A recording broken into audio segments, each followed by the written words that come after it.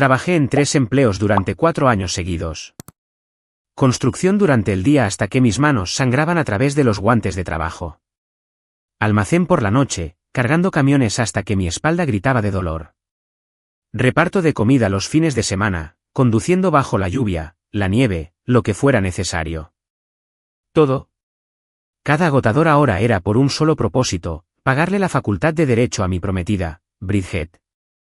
El día que aprobó el examen de acceso a la abogacía, pensé que lo habíamos logrado. Realmente pensé que todo ese sacrificio había valido la pena. Pero Bridget me miró directamente a los ojos esa noche, con su nuevo traje de diseñador perfectamente planchado, sus uñas cuidadas tamborileando sobre la mesa del restaurante, y dijo las palabras que destruyeron todo en lo que yo creía. Ryan, ahora necesito a alguien de mi nivel. Esto nunca iba a funcionar a largo plazo. 4 años de mi vida, desaparecidos así como si nada. Pero ¿qué pasó 3 meses después cuando estaba entregando comida a una anciana moribunda? Eso lo cambió todo. Esa única entrega me mostró exactamente cuál era mi nivel en realidad. Y estaba muy por encima de cualquier cosa que Bridget pudiera alcanzar. Mi nombre es Ryan Decker, y estoy a punto de contarte cómo perder todo lo que creía querer me llevó a encontrar algo por valor de $40 millones que mi madre me dejó antes de morir al dar a luz.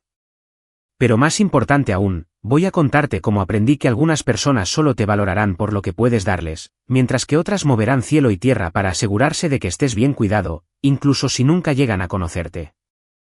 Tenía 32 años, vivía en un apartamento tipo estudio con manchas de humedad en el techo y un radiador que hacía ruido toda la noche. Toda mi vida se había centrado en sobrevivir, no en vivir. Mi madre, María, murió el día que nací por complicaciones durante el parto que nadie vio venir. Mi padre, Harold, me crió solo, trabajando como mecánico, con grasa bajo las uñas y amor en su corazón. Murió en un accidente de coche cuando yo tenía 21 años, dejándome completamente solo en el mundo. Fue entonces cuando Bridget entró en mi vida. Hermosa y ambiciosa Bridget Ashford, con su sonrisa perfecta y su plan de 5 años trazado hasta el más mínimo detalle. Iba a ser abogada en una firma de prestigio. Iba a conducir un BMW. Iba a tener un ático con vistas a la ciudad. Y de alguna manera, en todos esos planes, pensé que yo tenía un lugar permanente. Tú eres mi cimiento, solía decirme cuando nos acostábamos en nuestro pequeño apartamento, con libros de derecho esparcidos por todas partes. No podría hacer esto sin ti, Ryan. Le creí. Dios me ayude, le creí cada palabra. Así que cuando entró en la facultad de Derecho, no lo dudé. Abandoné la universidad comunitaria donde había estado estudiando administración de empresas. Acepté ese primer trabajo en la construcción con Brennan Construcción, trabajando para un capataz llamado Walter Hennin, que ladraba órdenes desde el amanecer hasta el atardecer.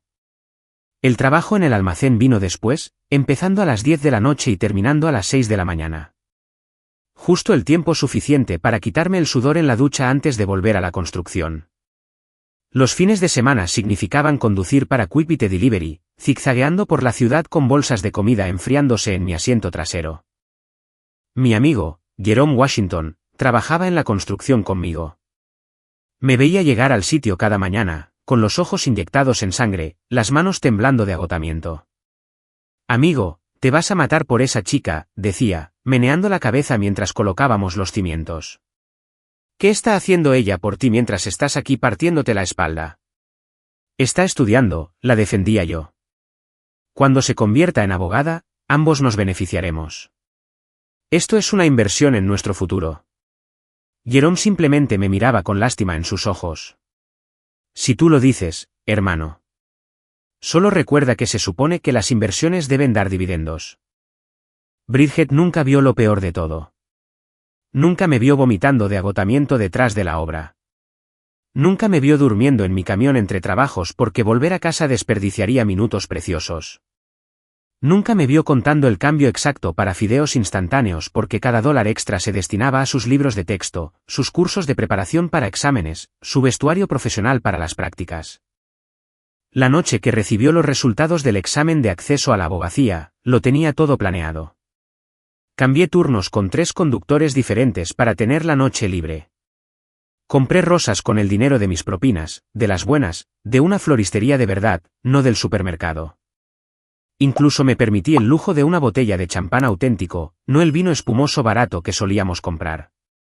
Estaba cenando con sus amigos de la facultad en Venanzos, un lugar italiano donde los aperitivos costaban más de lo que yo ganaba en un día. La sorprendí allí, entrando con mi mejor camisa limpia, las rosas escondidas detrás de mi espalda. Su amiga Penélope fue la primera en verme, y nunca olvidaré la forma en que su rostro se torció como si hubiera olido algo desagradable. «Oh», dijo Penélope lo suficientemente alto para que toda la mesa lo oyera. «El repartidor está aquí». Debería haberlo sabido entonces. Debería haberlo visto en la forma en que los hombros de Bridget se tensaron, en la forma en que no corrigió a Penélope de inmediato, en la forma en que miró a sus otros amigos antes de mirarme a mí.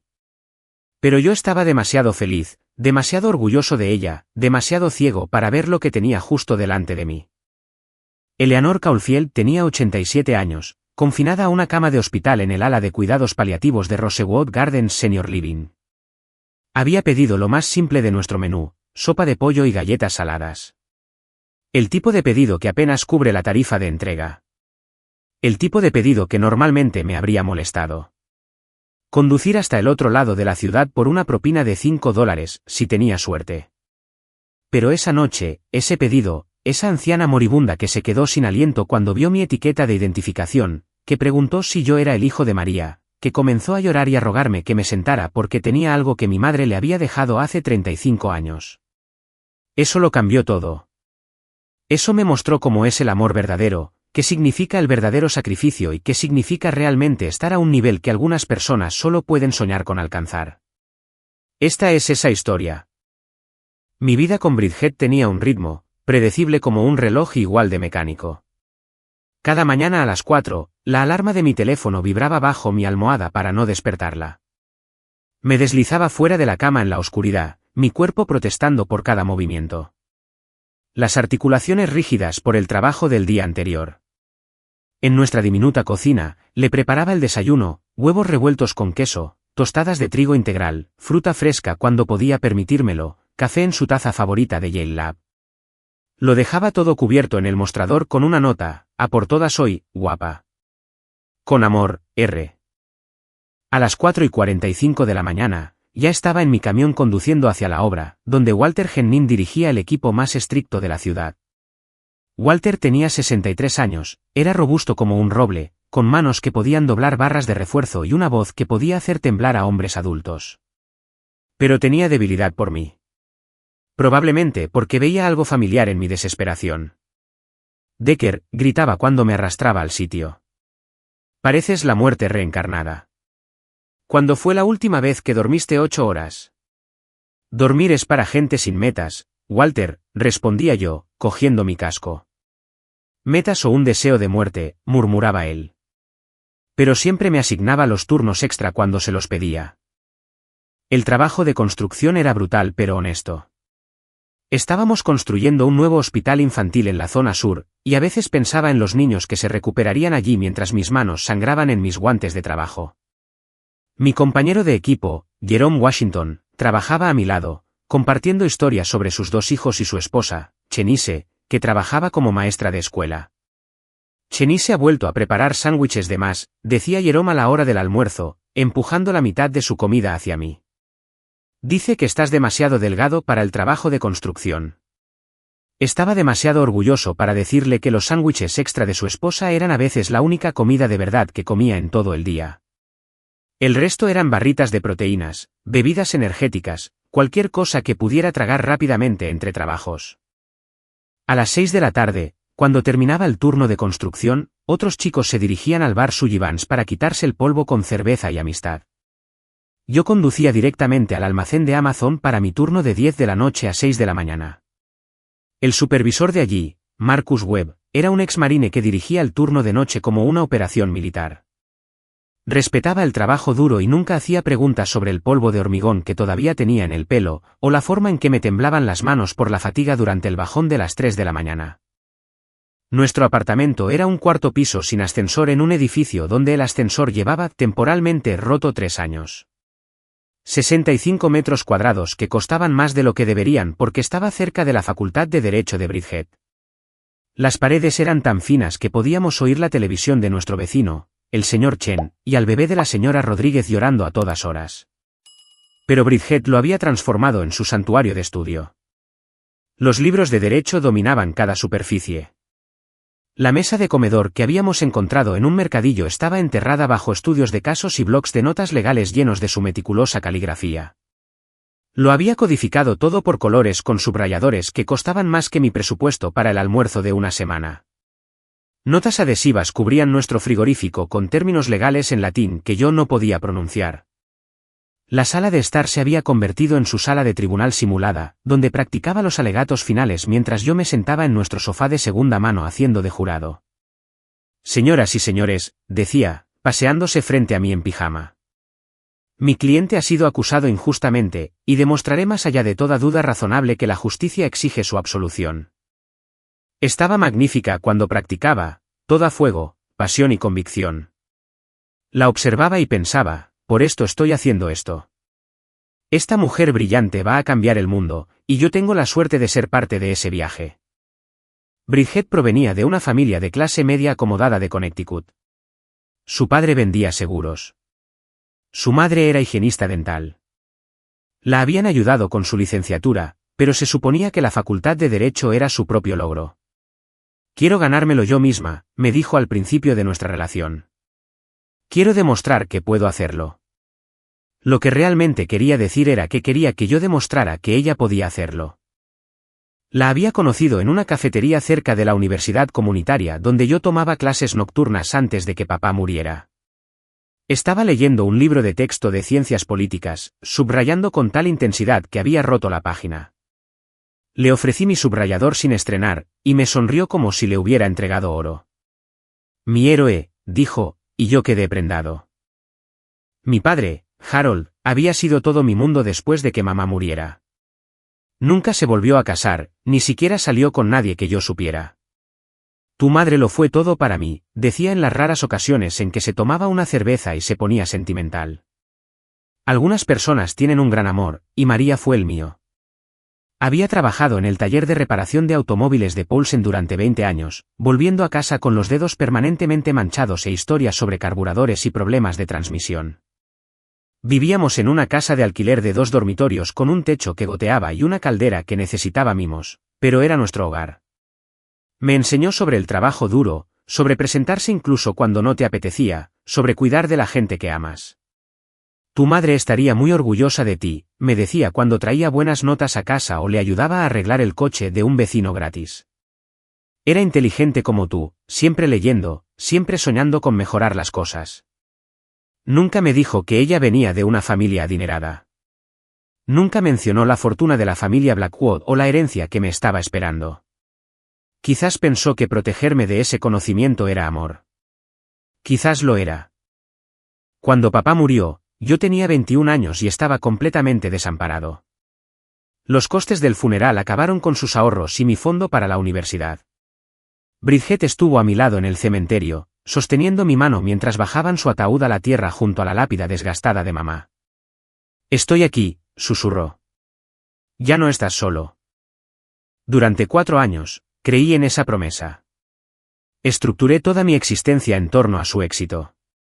Cuando estudiaba hasta las 3 de la mañana, yo le preparaba café recién hecho en silencio. Cuando se estresaba por los exámenes, le masajeaba los hombros y le decía que era brillante. Cuando lloraba por la presión, por los compañeros competitivos y los profesores brutales, la abrazaba y le prometía que todo valdría la pena. Su grupo de estudio a veces se reunía en nuestro apartamento. Niños de familias ricas llamados Preston, Gabriella y Thaddeus, que se quejaban de tener que elegir entre sus casas de verano mientras yo les servía aperitivos comprados con mi paga de horas extra. Hablaban de los bufetes de abogados de sus padres, de sus puestos garantizados después de la graduación, de sus vacaciones europeas planeadas para después del examen de acceso. ¿Y tú, Ryan?, preguntó Gabriella una vez, con la voz goteando un falso interés. ¿Cuáles son tus planes para después de que Bridget apruebe? Está explorando sus opciones, respondió Bridget rápidamente antes de que yo pudiera hablar. Ryan es muy emprendedor. ¿Emprendedor? Esa era su palabra clave para no empleable en su nuevo mundo. Pero yo tuve sueños una vez. Antes de que papá muriera, Estudiaba administración de empresas con el plan de abrir mi propio taller de reparación de automóviles que ofrecería precios justos y enseñaría a los chicos del barrio sobre coches. Quería llamarlo el refugio de Harold, en honor a papá. Esos sueños quedaron enterrados con él, reemplazados por el único objetivo de que Bridget terminara la facultad de Derecho. Esa era mi vida: construcción, almacén, reparto, repetir. 7 días a la semana, 4 años seguidos, todo conduciendo a ese momento en el restaurante Venanzos cuando todo lo que había construido se derrumbó a mi alrededor. Los resultados del examen de acceso a la abogacía llegaron un martes de septiembre. Había estado lloviendo todo el día, esa llovizna fría y persistente que te cala hasta los huesos y te hace doler. Estaba en la obra cuando Bridget me envió un mensaje de texto: ya han salido los resultados. He aprobado, seguido de una serie de emojis de botellas de champán. Grité de alegría allí mismo, en medio de la colocación de los cimientos de hormigón. Jerome me dio una palmada en la espalda tan fuerte que casi me caigo.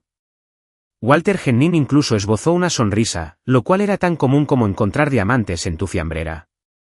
¿Tu chica aprobó?, preguntó Walter, y cuando asentí, hizo algo sin precedentes. Tómate el resto del día libre, Decker. Pagado. Te lo has ganado. Conduje directamente a Marellos Wines, el lugar elegante del centro donde te miran raro si llevas botas de trabajo. Gasté $200 en una botella de champán de Francia. Dinero que había estado ahorrando en secreto saltándome almuerzos durante 2 meses. La vendedora lo envolvió en papel de seda como si fuera de oro, y lo llevé a mi camión como si sostuviera a un recién nacido. Bridget había enviado un mensaje diciendo que iba a celebrar con su grupo de estudio en Venanzos a las 7 de la tarde. Fui a casa primero, me duché hasta que se acabó el agua caliente, intentando quitarme el polvo de hormigón del pelo. Me puse mi única camisa buena, la azul de botones que había llevado al funeral de papá y no había tocado desde entonces. Incluso intenté limpiarme debajo de las uñas con un cepillo, aunque las manchas de la construcción eran prácticamente permanentes a esas alturas. Las rosas costaron otros $60 en la floristería. Alguien está en problemas o enamorado, dijo la anciana detrás del mostrador con una sonrisa cómplice. Enamorado, le dije. Mi prometida acaba de convertirse en abogada. Qué mujer afortunada, dijo, añadiendo paniculata al ramo de forma gratuita. Venanzos era el tipo de restaurante donde tenían aparcacoches y un maitre que pronunciaba los vinos franceses sin tropezar. Nunca había estado dentro antes, solo había entregado comida en su entrada trasera un par de veces. Entrar por la puerta principal fue como entrar en otro universo, uno con servilletas de tela, múltiples tenedores y conversaciones susurradas sobre carteras de acciones. Vi la mesa de Bridget inmediatamente. Estaba en el centro, acaparando la atención, su pelo rubio recogido en ese moño que solo se hacía para ocasiones especiales. Llevaba un vestido nuevo, negro y sofisticado, nada que ver con los vestidos de verano que solía llevar cuando hacíamos picnics en el parque al principio de nuestra relación. Todo su grupo de estudio estaba allí. Preston Whitfield con su mandíbula de Kennedy y su risa senatorial. Gabriella Morrison, que ya tenía un puesto en el bufete de su padre. Thaddeus Blackburn, que no había trabajado un solo día en su vida, y Penélope Sterling, que miraba a la gente como yo como si fuéramos de una especie diferente. Me acerqué con las rosas detrás de la espalda, mi corazón latiendo con orgullo y amor. Penélope me vio primero, su expresión cambió de una conversación animada a algo parecido al asco, como si una rata acabara de cruzar el suelo.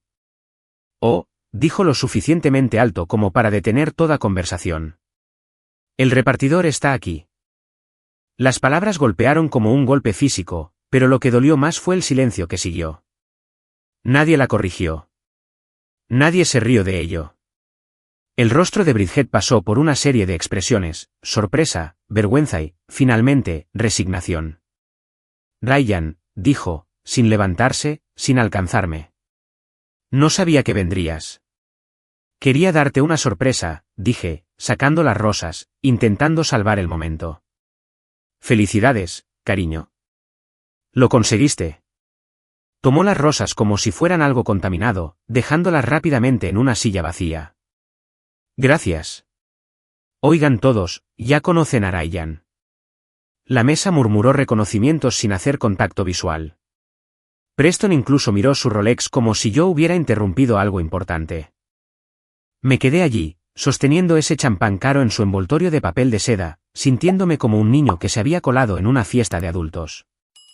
Tenemos que hablar, dijo Bridget de repente, afuera. Caminó delante de mí, sus nuevos tacones resonando en el suelo de mármol.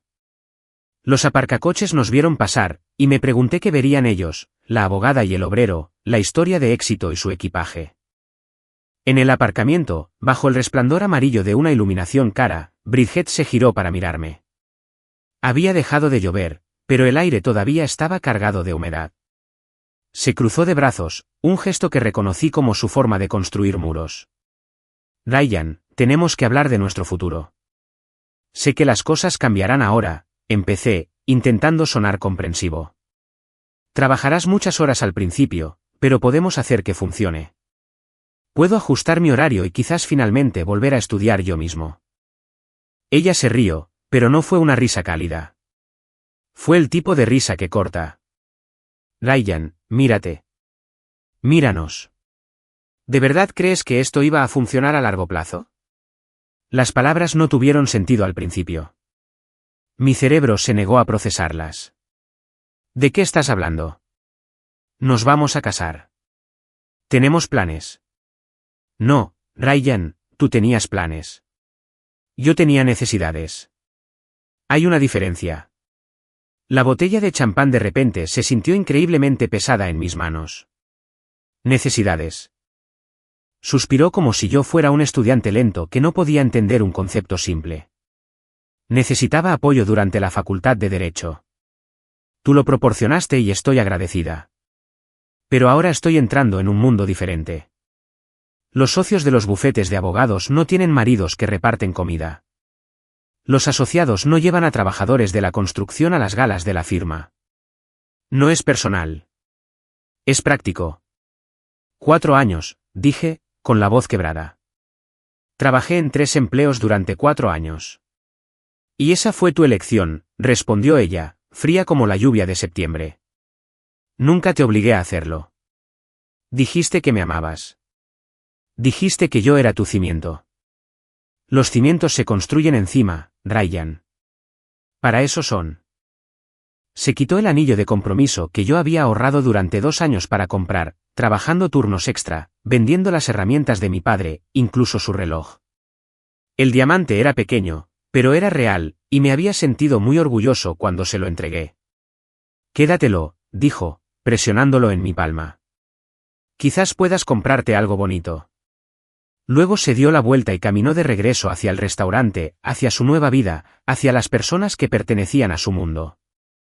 En la puerta, se detuvo y miró hacia atrás una vez más. Ahora necesito a alguien de mi nivel, Ryan. Seguro que puedes entenderlo. La puerta se cerró detrás de ella con un suave silbido de hidráulica cara. Me quedé en ese aparcamiento sosteniendo el champán que no podía permitirme y el anillo que ella no quería, observando a través de las ventanas cómo se reunía con su mesa. Todos se rieron de algo que dijo Preston, y Bridget sonrió como si acabara de ser liberada de prisión. Su nuevo BMW estaba aparcado a 3 plazas de mi destartalado camión. Lo había comprado con su bono de contratación de Patterson, Green y Associates, donde había aceptado un puesto que empezaba con más dinero del que yo había ganado en los últimos 2 años juntos.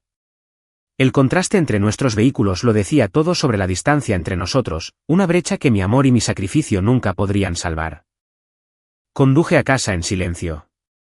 Sin radio, sin nada. Solo el sonido de mis limpiaparabrisas apartando la nueva lluvia. El champán viajaba en el asiento del copiloto, todavía en su papel de seda, un monumento a mi estupidez. Cuando volví al apartamento, descubrí que ella ya había estado allí. La mitad del armario estaba vacía. Los libros de derecho habían desaparecido. Había dejado los muebles, los platos, todo lo que habíamos comprado juntos en mercadillos y tiendas de segunda mano. Solo se había llevado lo que era suyo, lo que tenía valor en su nuevo mundo. En el mostrador de la cocina, había dejado una nota: el alquiler está pagado hasta fin de mes. Buena suerte, Ryan. Buena suerte. 4 años de mi vida, y todo lo que obtuve fue buena suerte. Me senté en nuestro sofá de segunda mano en nuestro apartamento vacío y abrí ese champán de $200. Lo bebí directamente de la botella, solo, brindando por el tonto que pensaba que el amor significaba sacrificio, que creía que construir los sueños de otra persona significaba que podrías compartirlos cuando se hicieran realidad. 3 meses después de que Bridget se fuera, yo era un fantasma de mí mismo. Me había mudado a un estudio encima de un restaurante chino en la calle Belmont, donde el olor a aceite de sésamo y salsa de soja se convirtió en mi colonia permanente. El alquiler era la mitad de lo que costaba nuestro antiguo lugar, y se notaba. El radiador hacía un ruido metálico como si estuviera muriendo. La única ventana daba a una pared de ladrillos, y el grifo del baño goteaba con la persistencia de una tortura china. Pero era mío y nadie podía quitármelo. Había dejado el trabajo del almacén y la mayoría de mis turnos en la construcción. Walter Henning intentó hacerme entrar en razón cuando le dije que iba a reducir mi jornada. Decker, eres mi mejor trabajador. No dejes que esa mujer te arruine, había dicho con genuina preocupación arrugando su rostro curtido. No estoy dejando que ella haga nada, le había respondido. Solo estoy cansado, Walter. Cansado hasta los huesos. Mantuve el trabajo de reparto porque era el que menos me exigía. Solo conducir, seguir las indicaciones del GPS, dejar bolsas de comida a gente que apenas me miraba. Era perfecto. Sin pensar, sin sentir, solo existir. Héctor Ramírez, mi supervisor en Quickbit Delivery, había notado el cambio inmediatamente. Héctor era 1,60 m de energía comprimida y preocupación paternal. Un exboxeador que había cambiado el ring por criar a 3 hijas y gestionar a los repartidores.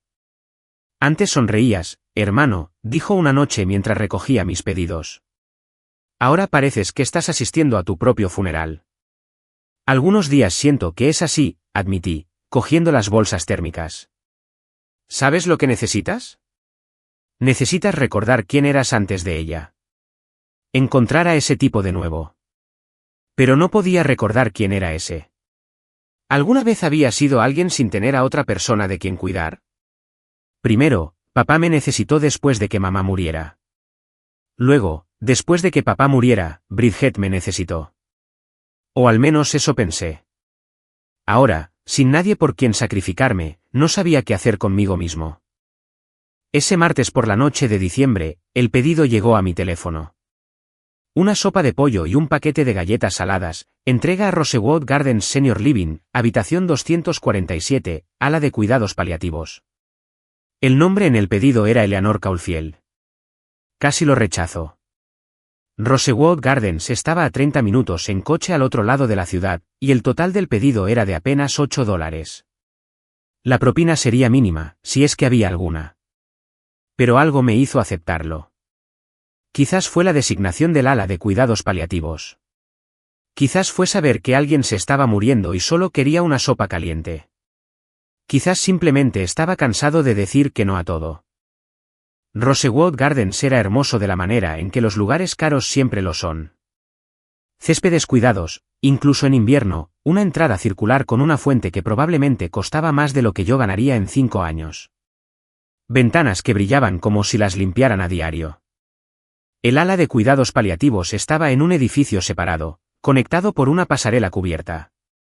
Más silencioso, más sobrio, como si el propio edificio susurrara. La recepcionista, una joven de ojos amables llamada Bethany, me dedicó una sonrisa triste cuando le dije que tenía una entrega para Eleanor Caulfield. Habitación 247, dijo en voz baja. Está muy enferma, me temo. Si está durmiendo, déjalo en su mesita de noche. Rara vez come, pero insiste en pedir sopa cada pocos días. Creo que solo quiere sentirse normal, ¿sabes? Asentí y me dirigí por el silencioso pasillo. Las habitaciones por las que pasé tenían las puertas ligeramente abiertas, revelando atisbos de capítulos finales. Un anciano viendo un partido de béisbol sin sonido. Una mujer tejiendo a pesar de sus manos temblorosas. Una pareja cogida de la mano mientras uno dormía y el otro velaba. La habitación 247 estaba al final del pasillo. Llamé suavemente y oí una voz débil pero clara que decía, adelante. Eleanor Caulfield estaba recostada en una cama de hospital que parecía tragarse su diminuto cuerpo. No podía pesar más de 40 kilos. Su pelo blanco era escaso pero estaba cuidadosamente peinado, y llevaba una chaqueta de cama de color lavanda que parecía tejida a mano. Pero sus ojos eran agudos, de un azul brillante y totalmente alerta a pesar del goteo de morfina conectado a su brazo. Entrega de la cena, dije, tratando de sonar alegre. Una sopa de pollo y galletas. Dejé la bolsa en su mesita de noche y me di la vuelta para irme, pero ella me estaba mirando con una intensidad que me hizo detenerme. Sus ojos se habían abierto de par en par y su delgada mano voló hacia su boca. Espera, dijo, su voz de repente más fuerte. ¿Tu etiqueta de identificación? ¿Cómo te llamas? Toqué la etiqueta de plástico de Quickbit en mi camisa. Ryan. Ryan Decker. El cambio en ella fue inmediato y dramático. Sus ojos se llenaron de lágrimas que rodaron por sus mejillas apergaminadas. Todo su cuerpo comenzó a temblar, y por un momento, pensé que estaba teniendo una emergencia médica. ¿Eres el hijo de María?, jadeó. María Decker. El sonido del nombre de mi madre en los labios de esta extraña me hizo helar. Nadie me había dicho su nombre en años.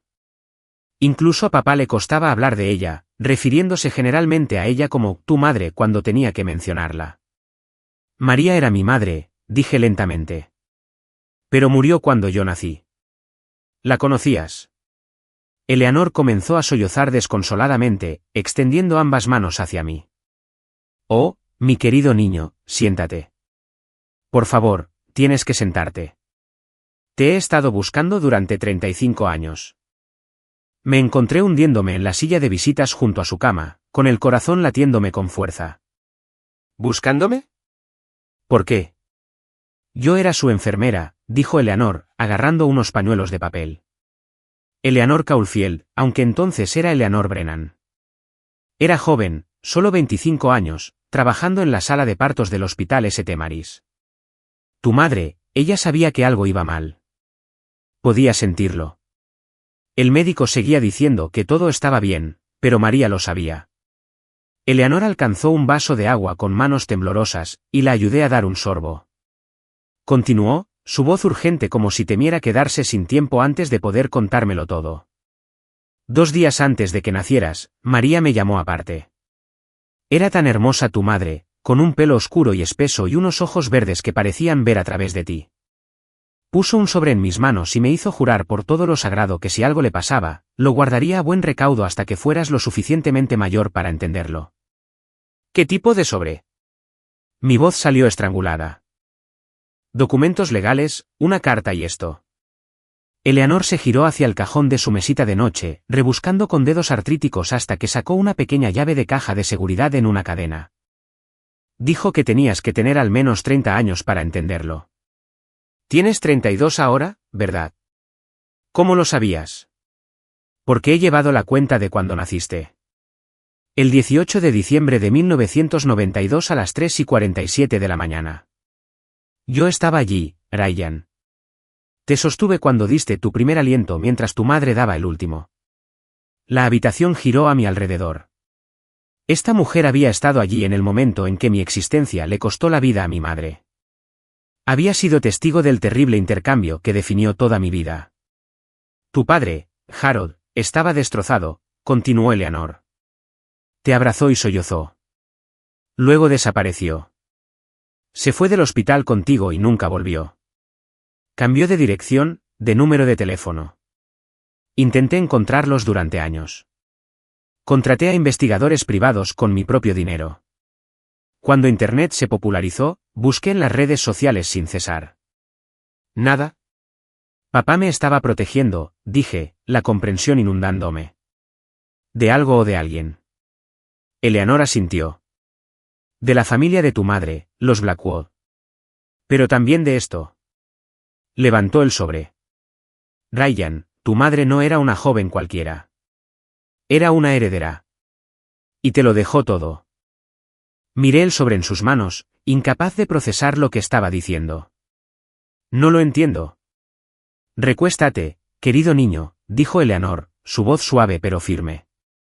Hay tanto que necesitas saber sobre quién era realmente tu madre y por qué tomó las decisiones que tomó. Pero primero, necesitas entender que todo lo que hizo, incluido el contenido de este sobre, lo hizo por amor a ti. Un amor tan poderoso que ni siquiera la muerte pudo impedir que cuidara de ti. Eleanor metió la mano en el cajón de su mesita de noche con manos temblorosas, sacando un sobre de Manila que había amarillado con el tiempo. Las esquinas estaban suaves por décadas de manipulación, y pude ver manchas de agua, como si alguien hubiera llorado sobre él más de una vez. Lo puso en mis manos como si me estuviera pasando algo sagrado. Tu madre era María Blackwood antes de convertirse en María Decker, comenzó Eleanor, su voz firme a pesar de su fragilidad. La familia Blackwood posee la mitad de los bienes raíces comerciales de Nueva Inglaterra. Centros comerciales, edificios de oficinas, manzanas enteras de la ciudad. Dinero antiguo, del que se remonta a varones del ferrocarril y magnates navieros. Miré el sobre, incapaz de abrirlo todavía. Eso es imposible. Papá trabajaba en un taller de coches. Vivíamos al día. ¿Por qué tu padre amaba a tu madre lo suficiente como para dejarla elegir el amor por encima del dinero?, dijo Eleanor. Harold trabajaba en la finca de los Blackwood como mecánico, cuidando de su colección de coches antiguos.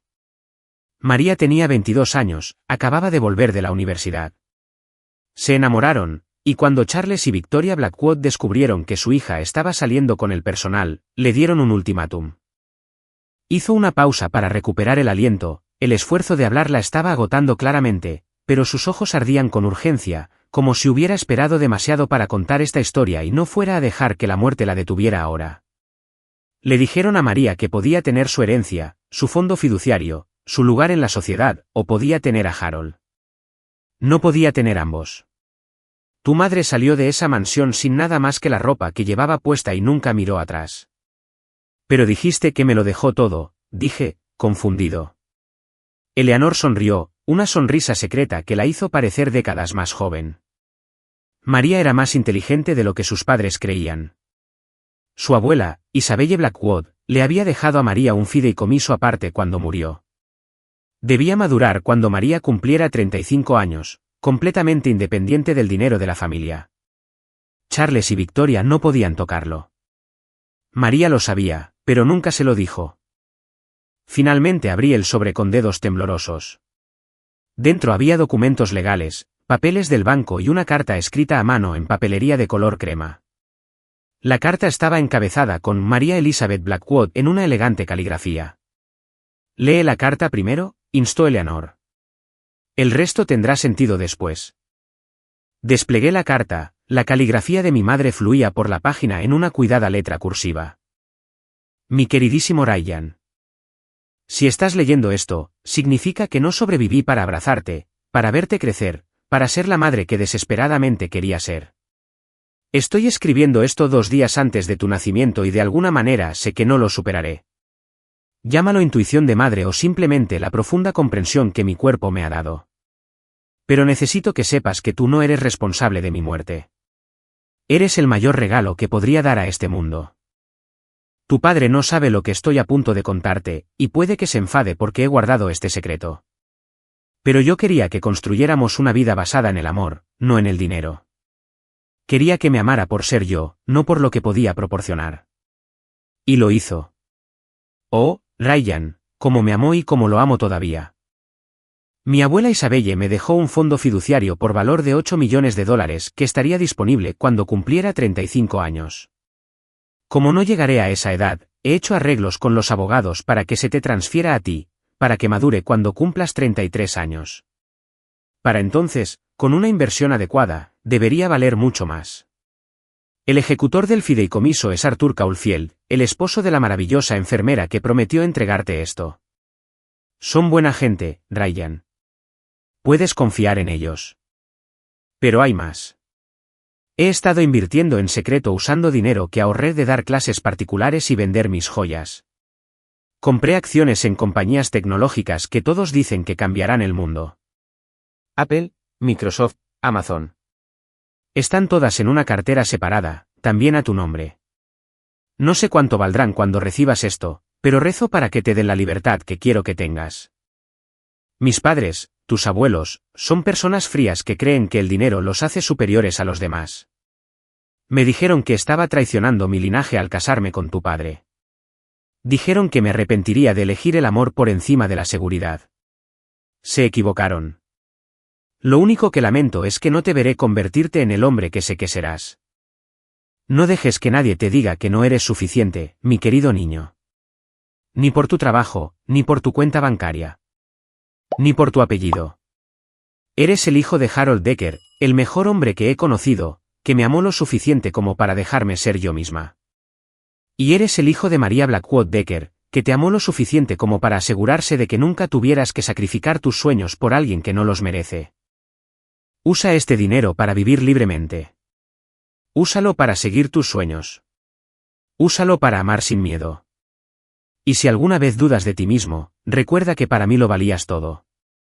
Valías mi herencia, mi apellido familiar e incluso mi vida, y tomaría la misma decisión 1000 veces más. Con todo mi amor. Mamá. Ya no podía ver la carta a través de mis lágrimas. Eleanor se acercó y tomó mi mano con su agarre apergaminado. Hay más, susurró. Mira el estado de la cartera. Saqué un documento fechado apenas el mes pasado. Mis ojos no podían procesar los números al principio. Los 8 millones originales del fideicomiso de mi abuela. El dinero invertido que mi madre había ahorrado en secreto. 40 años de interés compuesto y crecimiento de acciones. Solo las acciones de Apple que había comprado por centavos ahora valían millones. 43 millones de dólares, dijo Eleanor en voz baja. El valor actual es de 43 millones de dólares. Diane, tu madre convirtió 8 millones en 43 millones porque Arthur, mi difunto esposo, era un brillante asesor financiero que trató el fideicomiso de tu madre como si fuera su propio hijo. Murió hace 2 años. Pero los abogados de Morrison, Krensky y Associates lo han estado gestionando desde entonces, esperando a que lo reclames. La habitación parecía inclinarse. Me agarré a los brazos de la silla para estabilizarme. Esto no puede ser real. Hay una cosa más, dijo Eleanor, alcanzando otro documento. Tus abuelos todavía están vivos. Charles y Victoria Blackwood. Ahora tienen más de 80 años, viviendo en la misma mansión donde creció tu madre en Winter Park. Charles tuvo un ataque al corazón el año pasado. Se dice entre amigos comunes que eso lo cambió. No tienen otros hijos, Ryan. María era su única hija. También te han estado buscando. Pensé en las palabras de Bridget esa noche en el restaurante. Ahora necesito a alguien de mi nivel. No tenía ni idea del nivel en el que yo estaba realmente. La ironía era tan aguda que podría cortar el cristal. ¿Por qué no me lo dijo mi padre?, pregunté, con la voz hueca. Eleanor apretó mi mano. Creo que Harold te estaba protegiendo del dolor del rechazo.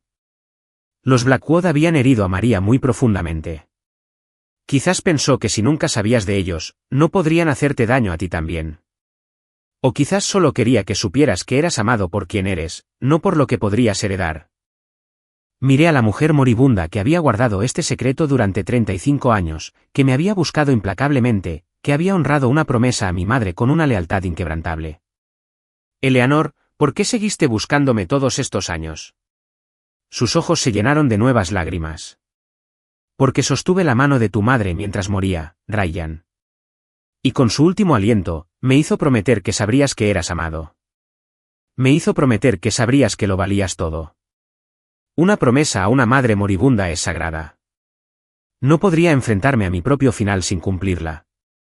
La llave de la caja de seguridad colgaba de sus dedos, captando la luz del atardecer. Esto es para la caja en el First National Bank del centro. Las joyas de tu madre están allí, incluido su anillo de compromiso de tu padre. Quería que lo tuvieras para cuando encontraras a alguien que te amara exactamente por quien eres. Tomé la llave, sintiendo el peso de 35 años de secretos en mi palma. El pobre repartidor que no era lo suficientemente bueno para una abogada recién titulada en realidad valía más que todo el bufete de Bridget. El hombre al que le habían dicho que no estaba a su nivel estaba tan por encima de él que podría comprar el edificio donde estaba su oficina. Los ojos de Eleanor se estaban volviendo pesados. El esfuerzo de contar esta historia la estaba agotando claramente. Tu madre también te dejó algo más en esa caja, murmuró. Fotos de ella y tu padre, su álbum de bodas. Quería que vieras lo felices que eran, cuánta razón tenía al elegir el amor. Me senté en mi camión fuera de Rosewood Gardens durante 2 horas, incapaz de conducir, incapaz de moverme, incapaz de procesar que toda mi vida se había construido sobre una base que nunca supe que existía. Él sobreyacía en el asiento del pasajero como si pudiera evaporarse si dejaba de mirarlo.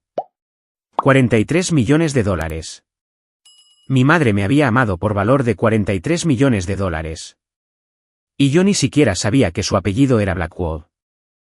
A la mañana siguiente, entré en el First National Bank con los mismos vaqueros y camisa de trabajo que había usado para entregar la sopa de Eleanor.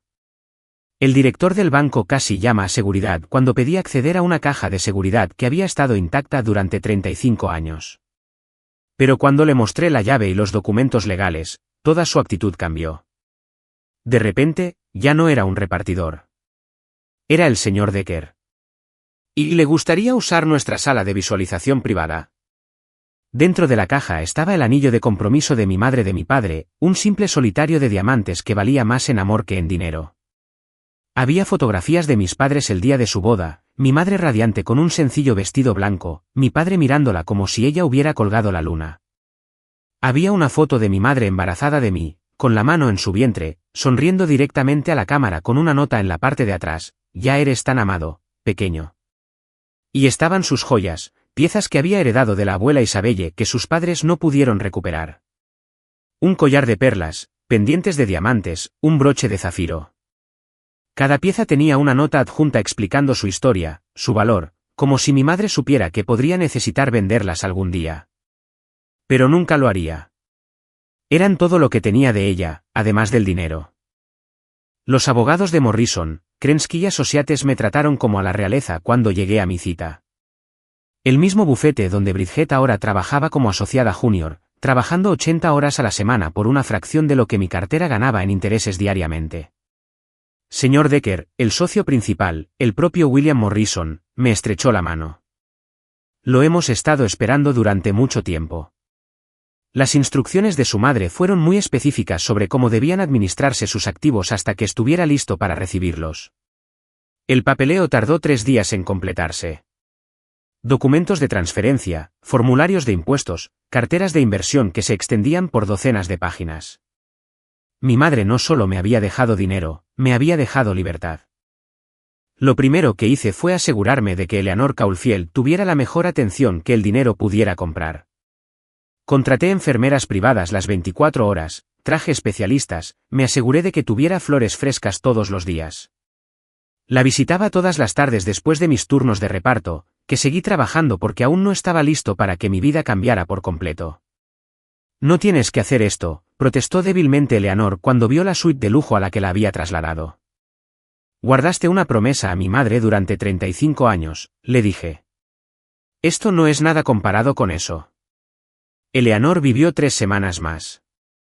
Estuve allí cuando falleció, sosteniendo su mano como ella había sostenido la de mi madre. Sus últimas palabras fueron: dile a María que cumplí mi promesa.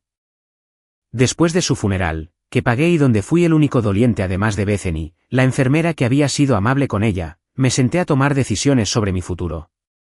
El dinero se sentía surrealista, como números en una pantalla que no tenían nada que ver con el Ryan Decker que destrozó su cuerpo trabajando en 3 empleos. No busqué vengarme de Bridget. Cuando se enteró por los chismes de la oficina sobre mi herencia, intentó llamar. 17 llamadas perdidas en un día. Mensajes de texto sobre malentendidos, decisiones precipitadas y deberíamos hablar de nosotros. Bloqueé su número sin responder. Luego hice algo mejor. Compré el edificio donde Patterson, Green y Associates tenían sus oficinas. No para desalojarlos o causar problemas, solo para ser el propietario. Para saber que cada mes, el bufete de Bridget pagaba el alquiler al hombre que, según ella, no estaba a su nivel. La ironía era deliciosa, pero no era satisfactoria. Lo que fue satisfactorio fue lo que hice a continuación. Mantuve mi trabajo de reparto, pero comencé algo nuevo. Creé La Mesa de María, una organización sin fines de lucro que ofrece entrega de comidas gratuitas a personas mayores en cuidados paliativos. Contraté a conductores y les pagué $30 por hora con beneficios completos y planes de jubilación. Buenos trabajos para buena gente que trabajaba duro y merecía respeto. Jerome, del equipo de construcción, fue mi primera contratación. Estás loco, amigo, se rió cuando le dije el salario. Pero soy tu tipo de loco. Walter Jennings salió de su jubilación para ayudarme a dirigir las operaciones. Siempre supe que estabas destinado a más que a romperte la espalda en el hormigón, dijo con rudeza, pero sus ojos eran cálidos. Me reuní con Charles y Victoria Blackwood una vez.